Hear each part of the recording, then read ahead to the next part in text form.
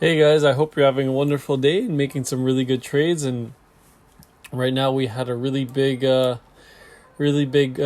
jump to the upside today, and we could just look at some quick TA right now on the regular charts. And yeah, so yesterday, just want to recap, we made a nice little trade here. We shorted at the $36,000 level, and then we rode it all the way down to around the $34,300 levels, but I closed my short position in 30% profit. So congratulations to everyone who got into this short. And you could have technically entered this short, closed it down here, and entered a long, because this was an area of support right here from this triangle. Now that we can really see this triangle is really confirmed now, and now we're going back to the upside, and it looks like we're going to test the $38,600 to $38,200 level, depending on where it's going to go.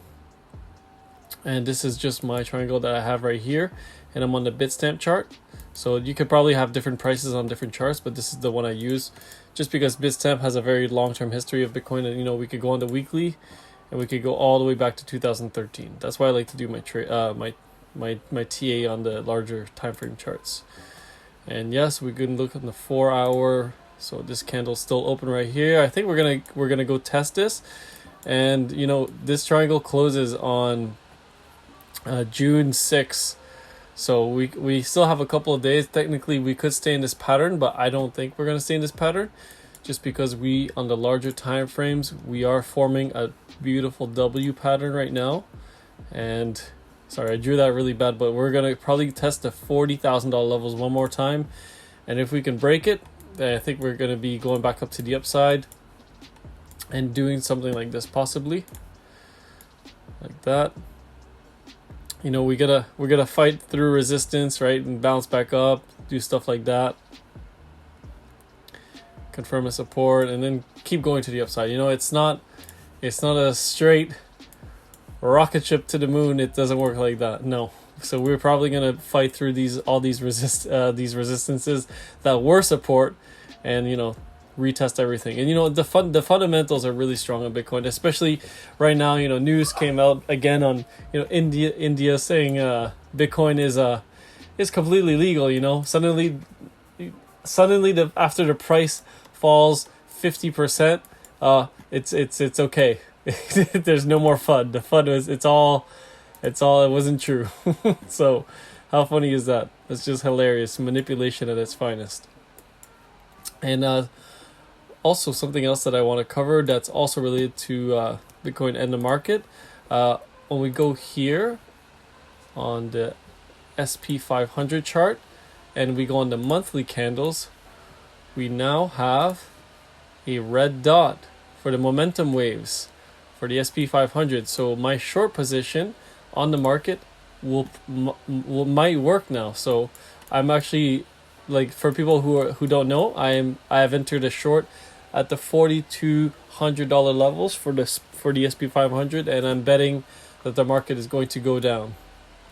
And it's a pretty significant short given my position size, and it's very risky. But this just confirms that the monthly candle, a whole lot can happen in a month, but I'm confident in my bet against the market at the moment. So just a heads up, if the market does tank, it's very possible that Bitcoin could tank as well. Follow the Bitcoin could follow the SP 500 down, but we'll see. A lot can happen. This is just a 1 monthly candle at the beginning of the month, so this could technically, the red dot could go away.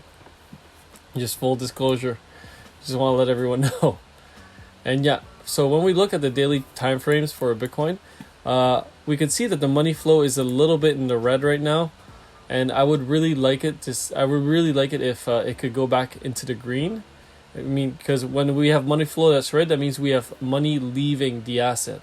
When we see a money flow that's green like this, we have a lot of money coming into the asset, which is really good for price action, like for price to go up. But when it's red, you see stuff like this where it bleeds like that, money's leaving. So we obviously want to go back up here and then try and reflip these EMA ribbons. But It's possible that we consolidate around these areas for some time now. It doesn't mean this is a guaranteed W and we're going back up. We could technically just chop around these levels for a very long time. For months at a time, we could do this. It's very possible.